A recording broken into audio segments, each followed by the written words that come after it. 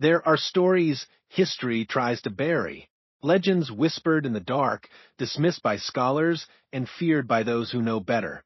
Tonight, we journey into one of those tales, the curse of an artifact older than empires, the dagger of a forgotten pharaoh, a relic said to bring only death and misfortune to all who touch it. Our story begins in the sands of ancient Egypt. Over 3,000 years ago, a minor pharaoh named Akhemre ruled during the decline of the New Kingdom. He was not remembered for greatness, but for cruelty. Obsessed with immortality, he sought to bind his soul to the god Anubis, lord of the underworld. To do so, he ordered the forging of a blade. The dagger was unlike any other. Its hilt wrapped in black leather, its blade forged from meteoric iron, polished until it gleamed like obsidian. Upon it were carved hieroglyphs that no scholar has ever translated the same way twice. Some read them as prayers, others as curses. The blade was placed in Akhemre's tomb as an offering to Anubis and sealed beneath the sands. But Egypt has never kept its secrets buried forever. Centuries later, grave robbers whispered of a blade that cursed all who touched it. One thief was said to have carried it only a single night before dying of a sudden fever. Another, who tried to sell it, was found strangled in his tent. By the time Napoleon's armies marched into Egypt, the dagger had become a shadow of rumor. And then came the Victorians that in the late 1800s, British archaeologist Sir Edward Mallory financed an expedition into the Valley of the Kings. He was obsessed with finding relics that would secure his name among the greats.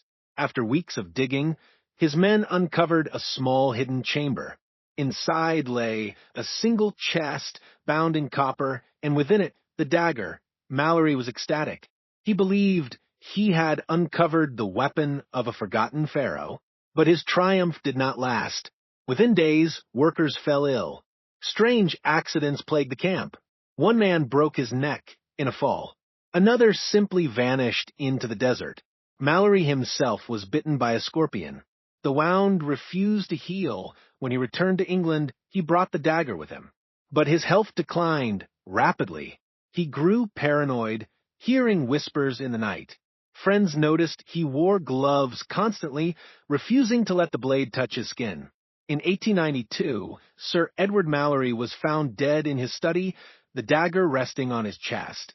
The relic passed to a London museum, where it remained on display for only a few months. Visitors complained of headaches, dizziness, and nightmares after viewing it. A guard collapsed and died during his shift near the case. Fearing scandal, the museum quietly removed it from public display and sold it to a private collector. That collector was Lord Henry Blackwell, a wealthy industrialist fascinated by the occult. He hosted lavish gatherings where he proudly displayed the dagger, calling it the Fong of Anubis. But soon, tragedy struck his family. His eldest son died in a hunting accident. His daughter fell ill with a mysterious sickness.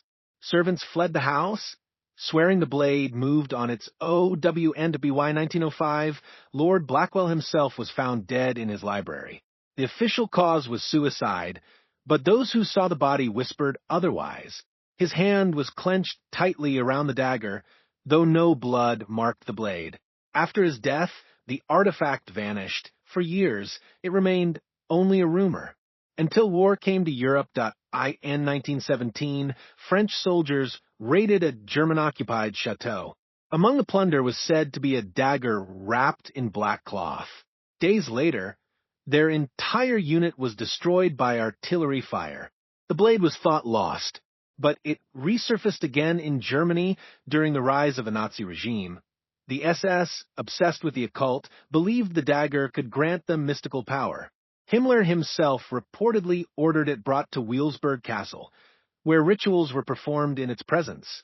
Guards assigned to it suffered strange fates. One died of infection after a minor cut. Another perished in a car crash days after touching it. Still, the Nazis clung to it. When Berlin burned in 1945, Allied soldiers claimed to have seen the dagger in a vault of looted treasures.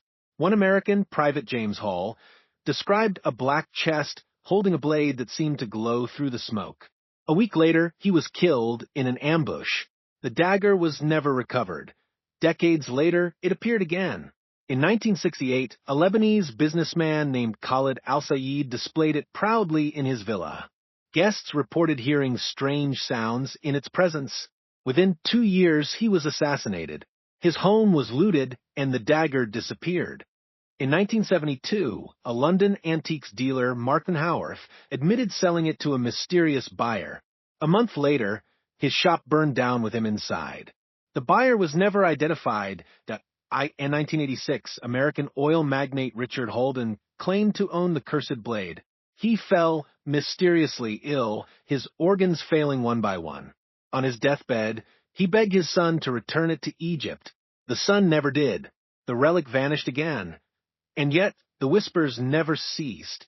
A smuggler in Istanbul spoke of seeing it wrapped in black cloth. A Cairo curator swore he saw photographs of it in private hands. Both men died shortly after.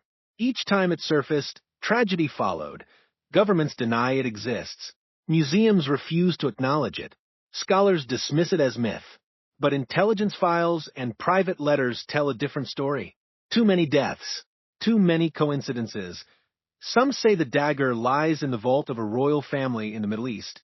Others believe it is hidden in Europe, passed secretly between collectors. In 2015, a rumor told of a Dubai collector boasting of owning a blade older than history itself. He died soon after. Where is it now? Buried forever? Locked away in silence? Or waiting for another hand to claim it? What we do know is this. Every man who sought the dagger believed he controlled it. Yet, history shows the opposite. The dagger controlled them. And now, dear listener, I leave you with one final thought. If someday you are offered a curved blade, black with age, etched with hieroglyphs that seem to shift before your eyes, will you resist? Or will you reach out, unable to deny the pull of history? If you do, remember the fate of those before you. Treasures are never free. And sometimes the past demands its price in blood. Good night, and beware the relics of history.